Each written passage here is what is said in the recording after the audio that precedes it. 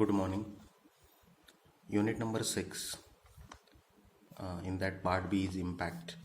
So we'll see this part first. What is impact? Impact, it is a collision between the two bodies which is continuous for a short interval of time and during which both bodies exert a large amount of force on each other, called as impact. Few definitions, important terms. Line of impact.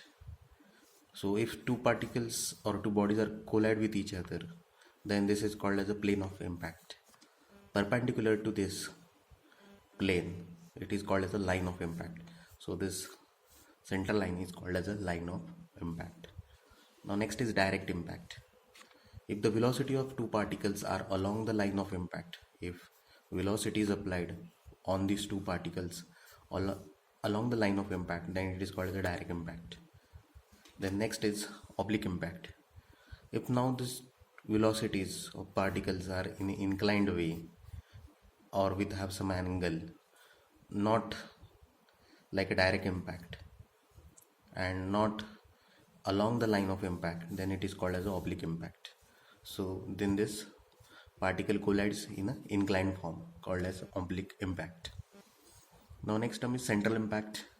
So if the mass centers of two colliding bodies lie on the line of impact, if mass centers of two colliding bodies, so CG lies on line of impact, then it is called as a central impact. The next is coefficient of restitution, E.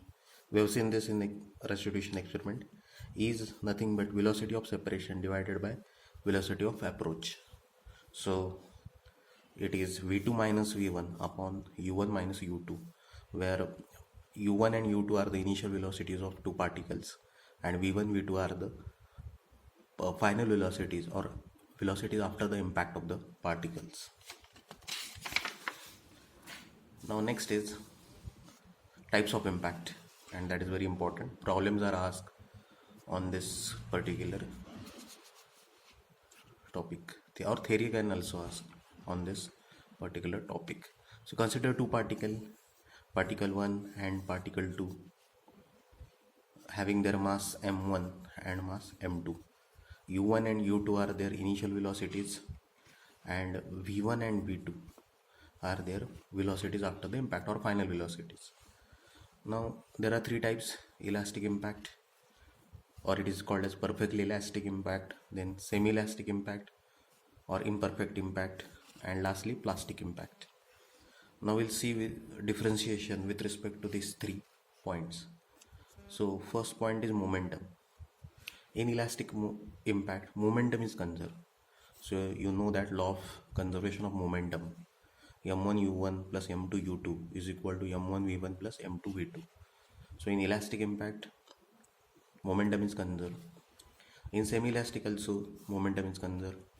Plastic impact, momentum is conserved, but after the impact, two particles are moving with a common velocity. So mathematically, m1 u1 plus m2 u2 is equal to v common. So this is a v is nothing but common velocity after the impact with which these two particles are moving. So v into bracket m1 plus m2, v is the common velocity. Then next point is kinetic energy, Ke. So in elastic impact, kinetic energy is conserved, no loss of kinetic energy, and we know that kinetic energy is equal to 1/2 mv square. So in elastic impact we can say 1/2 m1 u1 square plus 1/2 m2 u2 square equal to 1/2 m1 v1 square plus 1/2 m2 v2 square. In semi-elastic, it is not conserved. Initial kinetic energy is greater than final kinetic energy. In plastic impact, it is not conserved at all. There is a considerable loss in kinetic energy during impact process. Now the third point of differentiation is coefficient of restitution, or E. So E is 1 for elastic impact, value of E is 1. For semi-elastic, it is lies between 0 to 1, and for plastic, it is E is equal to 0. So you have to remember these 3 types of impact with respect to these 3 points: momentum, Ke, and coefficient of restitution values.